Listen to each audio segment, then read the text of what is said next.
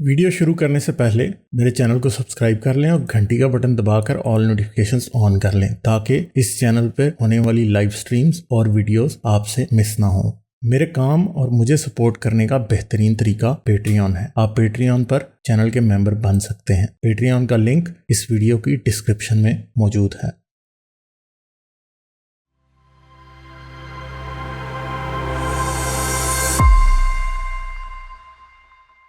हाँ, अजीत कैसे? मैं ठीक हूँ। गालिब, क्या हाल है? मैं ठीक हूँ, आप कैसे? मैं ठीक हूँ। सन्नाटा चढ़ा हुआ है आज। मुझे लगता है सन्नाटा। लोग थैंक्स गिविंग मना रहे हैं आज हमारी।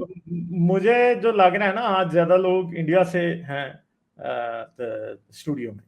आज अच्छा, पाकिस्तानी लोग कम हैं, तो मुझे लग रहा है कि शायद कोई पाकिस्तानी कुछ देख रहे हैं या कोई मसरूफियत है। आई डोंट नो क्या है। अच्छा। हमारी तरफ तो थैंक्स गिविंग वीकेंड है। मैंने कहना तो शायद थैंक्स हैप्पी गिविंग मना रहे थैंक्सगिविंग हो। आपको। हाँ, हाँ, हो मैंने सकता है। कल हमारा जो वो जो ग्रुप है ना, उसमें मैंने एक वीडियो शेयर किया हाँ, था। मैं बच्ची को दिखा रही थी वो कल वीडियो हम्म, स्पेस के ऊपर। तो वो वीडियो बच्ची को तो कम, मैं देख के ज्यादा वो हो गई थी। यानी उसमें जो कंपैरिजन करके उन्होंने दिखाया है हाँ, एक प्लेनेट को दूसरे प्लेनेट के साथ, फिर जो प्लेनेट खत्म हो जाते हैं उसके बाद क्या शुरू होता है, उसके बाद कितने सन है, पूरा हम्म। यूनिवर्स उसमें जो दिखाया है। तो मेरा ये क्वेश्चन है, क्योंकि अभी तक तो हम सिर्फ आई डोंट नो कहाँ तक देख चुके हैं अपने यूनिवर्स को, मगर उसके बाद भी what do you think is outside our universe? क्योंकि हम तो एक लिमिट तक देख रहे हैं ना, उससे आगे भी चीजें हैं। What do you think? जो हमारा ऑब्जर्वेबल यूनिवर्स है ना, लाइट की एक स्पीड है। लाइट की जी। स्पीड है तकरीबन 3 लाख किलोमीटर पर सेकंड, यानी 300,000 किलोमीटर पर सेकंड लाइट की स्पीड है। हम्म। और लाइट पिछले 13.7 बिलियन ईयर्स में तकरीबन 47 बिलियन ईयर्स का डिस्टेंस ट्रेवल करके हम तक आई है, और वो भी इसलिए कि बीच में एक्सपेंशन हो गई है यूनिवर्स की। तो एक हम्म। खास लिमिट है जहां तक हम देख सकते हैं।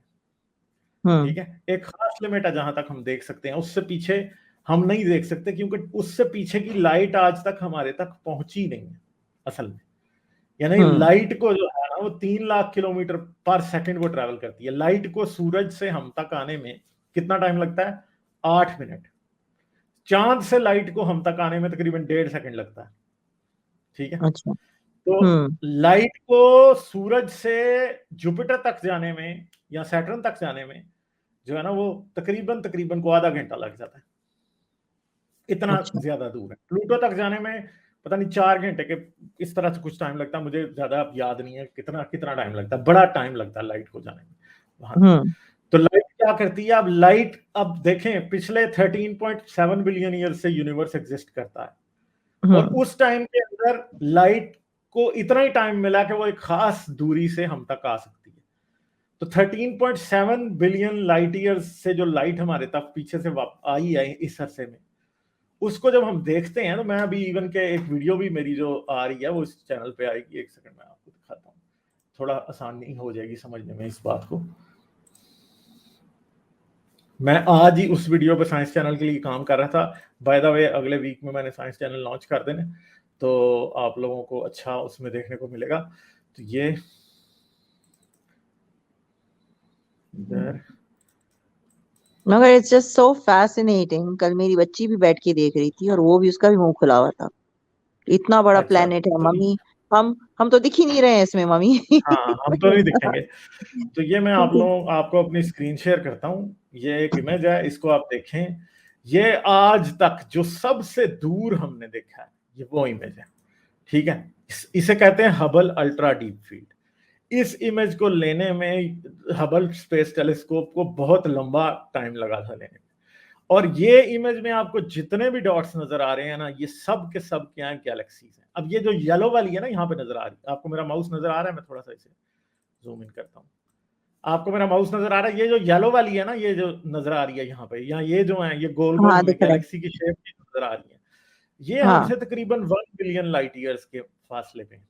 यानी इन इन गैलेक्सी से जो रोशनी चली थी हम तक आने के लिए, वो 1 बिलियन साल पहले चली थी। और आज वो हबल डीप टेलीस्कोप के हबल स्पेस टेलीस्कोप के लेंस पे जब पड़ी, तो उससे एक पिक्चर बनी और ये पिक्चर दिखाई दी। मगर इसमें कुछ बहुत ही छोटे छोटे डॉट्स भी हैं, जैसे कि ये रेड बहुत ही छोटा, ये रेड बहुत छोटा, ये रेड बहुत छोटे। ये जो डॉट्स है ना, बेसिकली ये यूनिवर्स इनसे लाइट हम तक पहुंचने में तकरीबन 13.7 billion years, more than 13 billion years लगे लाइट को इन डॉट्स से हम तक पहुंचने में।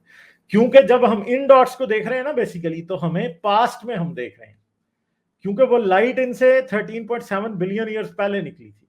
तो ये जो हमें नजर आ रही है ना, ये छोटी छोटी गैलेक्सीज है, बहुत ही छोटी छोटी, ये जो रेड डॉट्स हैं सारे के सारे। बेसिकली उस टाइम तो यूनिवर्स बस अभी शुरू ही हुआ था, और यूनिवर्स के शुरू होने के बाद बड़ी बड़ी गैलेक्सीज, जैसी ये स्पाइरल गैलेक्सीज हमें नजर आ रही हैं, ये एक स्पाइरल है, ये एक स्पाइरल गैलेक्सी है, ठीक है, ये स्पाइरल गैलेक्सी है। इन सब को बनने में कुछ टाइम चाहिए था बनने के लिए। उस टाइम गैलेक्सीज बहुत छोटी छोटी होती थी। तो ये जो पिक्चर हम देख रहे हैं, ये हम पास्ट को देख रहे हैं। ये जो पिक्चर है ना, ये पूरा टाइम फ्रेम यूनिवर्स का शो करती है। जैसे कि ये 1 बिलियन लाइट ईयर्स के फासले पे है, मगर ये जो रेड वाली है छोटी छोटी, ये जो छोटा सा रेड है, ये हमसे 13 बिलियन लाइट ईयर्स से ज्यादा के फासले पे है। और ये बहुत ही छोटी गैलेक्सी थी उस टाइम, छोटी छोटी गैलेक्सी थी, फिर बाद में इकट्ठी होकर बड़ी बनी। और अब ये गैलेक्सीज, इन गैलेक्सीज में जो स्टार्स आपको नजर आ रहे हैं, जाहिर बात है ये गैलेक्सी हमें इसीलिए नजर आ रही है कि इसके अंदर बहुत सारे स्टार्स हैं। इनमें से बहुत से स्टार्स अभी मर भी चुके हैं, खत्म भी हो चुके हैं। ये गैलेक्सी अपनी इस शेप में आज होगी नहीं, देयर इज नो पॉसिबिलिटी कि ये उसी शेप में आज हो। तो ये जो चीज है, ये क्या है, हमें ये एक टाइम दिखा रही है। मगर अगर हमारे पास एबिलिटी हो कि हम इससे भी पीछे देख सकें, तो एक वक्त ऐसा भी आएगा कि हमें बिग बैंग की लाइट भी नजर आ सकती है। थ्योरेटिकली पॉसिबल है, मगर प्रैक्टिकली कब पॉसिबल होगा ये हमें नहीं पता। तो ये 6000 बाय 4000 पिक्सल्स की ये पिक्चर है, इसे हबल अल्ट्रा डीप फील्ड कहते हैं। इसके ऊपर मेरी वीडियो भी आएगी नए चैनल पे जो मैं बना रहा हूँ, उसके अंदर जितने डॉट्स आपको इसके अंदर नजर आ रहे हैं, ये सब गैलेक्सीज है, कोई भी इसमें से स्टार नहीं है, ये सब गैलेक्सीज हैं, सब की सब गैलेक्सीज। और ये हबल स्पेस टेलीस्कोप को कैसे पता लगा ये सब कुछ, फोरनॉक्स कॉन्स्टिलेशन होती है, एक सदर्न हेमिस्फीयर के अंदर नजर आती है। उसके अंदर कोई स्टार, आपको एक रीजन है जहां पे आपको कुछ भी नजर नहीं आता, बिल्कुल डार्क पैच ऑफ स्काई है। मगर अगर आप हबल स्पेस टेलीस्कोप को बहुत लंबे अरसे के लिए उधर फोकस कर दें, तो आहिस्ता आहिस्ता थोड़े थोड़े फोटॉन्स आते रहते हैं, आते रहते हैं, आते रहते हैं, और आते आते क्या होता है, फिर आपके पास एक पूरी पिक्चर बन जाती है। तो जो सबसे खाली पोर्शन ऑफ स्काई था ना, उसको भी जब उन्होंने देखा, तो उसके अंदर उनको इतनी सारी गैलेक्सीज नजर आई। इस एक पिक्चर में 10,000 गैलेक्सीज हैं, कम से कम 10,000 गैलेक्सीज हैं, और ट्रिलियंस ऑफ स्टार्स हैं। इतने ज्यादा स्टार्स हैं इसमें कि हम सोच भी नहीं सकते। ट्रिलियंस ऑफ स्टार्स हैं, इनमें कई इंटेलिजेंट सिविलाइजेशंस हो सकती हैं, पता नहीं क्या क्या इसके अंदर हो सकता है। तो ठीक वही है, गालिब, मेरा नेक्स्ट क्वेश्चन यही था कि यूनिवर्स इतना बड़ा है, तो मेरा तो दिमाग प्रोसेस नहीं करता है कि हम ही हैं सिर्फ। आई एम प्रीटी बिल्कुल श्योर कि बिल्कुल। और भी लिविंग बीइंग्स हो सकती हाँ, होंगी। और जैसे कि हमने इवॉल्व करके, किसी से आज सुबह ही मैं इसी चीज से बात कर रही थी कि हम इवॉल्व करें हमारे एटमॉस्फेयर के हिसाब से, शायद वो लोग इवॉल्व कर रहे हैं उनके एटमॉस्फेयर के हिसाब से, exactly you know. Exactly. So they might have different techniques, they might be more advanced than us, it could be like वो शायद पानी के बगैर जी सकते हो, we don't know that, right? उनकी evolution कैसे हुई है। हाँ, वाटर बेस्ड लाइफ प्लैनेट्स के ऊपर लाइफ का इवॉल्व होना बहुत ज्यादा आसान है, मगर लाइफ की और केमिस्ट्रीज भी हो सकती हैं। अब हमारा जो स्टार है सन, ये क्या है, मेन सीक्वेंस का स्टार है। ये एक हाई लेवल फ्यूजन करते हैं। मगर कुछ स्टार्स ऐसे होते हैं जो ब्राउन ड्वार्फ स्टार्स होते हैं, जो कि छोटे छोटे स्टार्स होते हैं, और उनका फ्यूजन बहुत स्लो होता है, और वो बहुत कम एनर्जी रिलीज करते हैं। ठीक है, वो सूरज से 1/10 उनका मास होता है। छोटे छोटे स्टार्स होते हैं ब्राउन ड्वार्फ। और ब्राउन ड्वार्फ जो स्टार्स होते हैं, वो इस स्पेक्ट्रम में रोशनी भी नहीं देते जिसमें हमारा सूरज देता है। उनकी ज्यादा रेड जो वेवलेंथ्स होती हैं, रेड और इंफ्रारेड की तरफ होती हैं, यानी वो रेड तरह के दिखाई देते हैं वो ब्राउन ड्वार्फ स्टार्स जो होते हैं। और उनकी जो लाइफ होती है वो बिलियंस ऑफ ईयर्स में नहीं, ट्रिलियंस ऑफ ईयर्स में होती है, ट्रिलियंस ऑफ ईयर्स। यानी हमारा जो सूरज है वो मर जाएगा अगले 5 बिलियन ईयर्स में। मगर यूनिवर्स के शुरू होते ही जो ब्राउन ड्वार्फ स्टार्स बने थे ना, उनको मरने में शायद 20-30 ट्रिलियन ईयर्स लगेंगे। और उनके अराउंड भी प्लैनेट्स होते हैं, और उनके अराउंड जो प्लैनेट होगा उसके ऊपर ऐसे एलियंस इवॉल्व होंगे कि उनकी आंखें बहुत बड़ी होंगी, ठीक है, और उनकी स्किन हमसे डिफरेंट होगी। उनका जो प्लैनेट है वो, उसका जो हैबिटेबल जोन है वो बहुत करीब होगा उससे। उनके स्टार से, और उनमें कैसी केमिस्ट्री बनेगी हमें नहीं पता। हो सकता है कि डार्क से प्लैनेट है तो वहां पे जो प्लांट्स हों वो रेड कलर के हों, ताकि वो इंफ्रारेड जो है ना वो रेडिएशन को जो है ना वो अब्सॉर्ब कर सकें। तो ये क्या चीज डिपेंड करती है जिसके ऊपर ये कि कैसी लाइफ इवॉल्व होती है? पानी भी एक चीज है, लाइट एक चीज है, प्लैनेट कैसा है वो एक चीज है, वो हैबिटेबल जोन में किस जगह है ये एक बहुत बड़ी चीज है, फिर बहुत से और फैक्टर्स हैं जिसकी वजह से लाइफ बहुत डिफरेंट तरीके से भी इवॉल्व हो सकती है। और अगर कोई ये कहे कि हमने ये 10,000 गैलेक्सीज इस पिक्चर में हम देख रहे हैं और हर गैलेक्सी में कम से कम 1 बिलियन स्टार्स तो होंगे, ठीक है, तो ये ट्रिलियंस ऑफ स्टार्स हैं इस एक पिक्चर के अंदर हमें नजर आ रहे हैं। तो इनके अंदर क्या इंसान की तरह कोई और इंटेलिजेंट लाइफ हो सकती है? तो मेरा तो ख्याल है कि जरूर हो सकती है, बल्कि एक नहीं होगी, बहुत ज्यादा होंगी। एटलीस्ट हर एक गैलेक्सी में कोई एक तो इंटेलिजेंट लाइफ हो ही सकती है, पर हमें नहीं पता। हम अगर लाइट की स्पीड पर ट्रैवल करके अपने मिल्की वे गैलेक्सी के सेंटर तक जाना चाहें तो हमें 25,000 साल लगेंगे, ठीक है। और 400 बिलियन स्टार्स हैं मिल्की वे गैलेक्सी के अंदर। 400 बिलियन स्टार्स में क्या एक अर्थ ही ऐसी हो सकती है जिस पर लाइफ होगी और इंटेलिजेंट लाइफ होगी? लाइफ बहुत सी और जगहों पर भी इवॉल्व हुई होगी, और बात यह है कि हम उसे अभी डिटेक्ट नहीं कर सकते क्योंकि हमारी कैपेबिलिटी नहीं है। जब हम डिटेक्ट कर पाएंगे तो हमें पता नहीं कितनी जगहों पे और मिलेगी। अभी सुल्तान सलातीन के चैनल पे ये अमित ने वो एक्सट्रीम की है जिसके अंदर जेम्स वेब टेलीस्कोप के बारे में इन्होंने बात की है।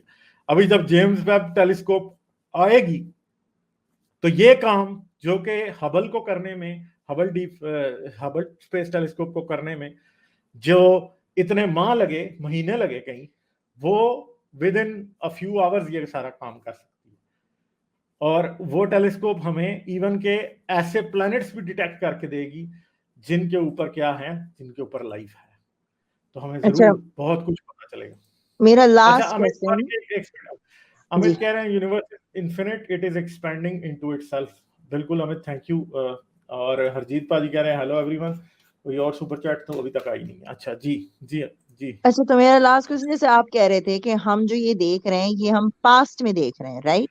बिल्कुल पास्ट में तो देख रहे हैं। शायद कुछ लोग ऐसे हो जिनके लिए हम पास्ट में हो and maybe they can see us. शायद उनके पास ऐसी नहीं, टेक्नोलॉजी मगर जो फ्यूचर वो में हो। हमारा पास्ट देख रहे होंगे। वो ऐसा भी होगा कि 4.6 बिलियन लाइट ईयर्स के फासले पे कहीं ऐसा कोई प्लैनेट होगा जिसने एक हबल स्पेस टेलीस्कोप बनाई होगी, और वो उसने हमारी गैलेक्सी की तरफ की होगी, और उसे हमारी गैलेक्सी नजर आ रही है, मगर उसको हमारी गैलेक्सी की वो शेप नजर आ रही है जो आज से 4.6 बिलियन ईयर्स पहले थी। आज की शेप उसे नहीं नजर आएगी, जैसे हमें उसकी आज की शेप नहीं नजर आएगी। तो इसलिए अगर कहीं लाइफ आज है भी है ना, अगर तो वो हमसे बहुत करीब है तो हम उसे सक्सेसफुली डिटेक्ट कर सकते हैं। अगर किसी और गैलेक्सी में लाइफ है तो हमें पता ही नहीं चलेगा कि लाइफ किधर है। और अगर कोई सिविलाइजेशन ऐसी है जो कि अभी हमारी जो सिविलाइजेशन है वो सिर्फ जमीन के ऊपर रहती है, एक वक्त आएगा अगले 100 से 200 साल के अंदर के इंसान हमारे सोलर सिस्टम की सब बॉडीज तक जा चुका होगा। बहुत सी और बॉडीज ऐसी होंगी जिधर इंसान बैठा होगा, यूरोपा पे भी बैठा होगा, जुपिटर के मून्स के ऊपर बैठा होगा, हो सकता है प्लूटो के ऊपर इंसान ने माइंस लगाई हो, इंसान वहां से जो है ना वो मिनरल्स एक्सट्रैक्ट कर रहा हो, और कहीं आईसी बॉडीज के ऊपर इंसान पहुंचा हो। और हो सकता है कि आज से 1000 साल बाद इंसान जो है अल्फा सेंटोरी सिस्टम के अंदर किसी प्लैनेट को जो है ना वो कर चुका हो, उसके ऊपर उसको कॉलोनाइज कर चुका हो।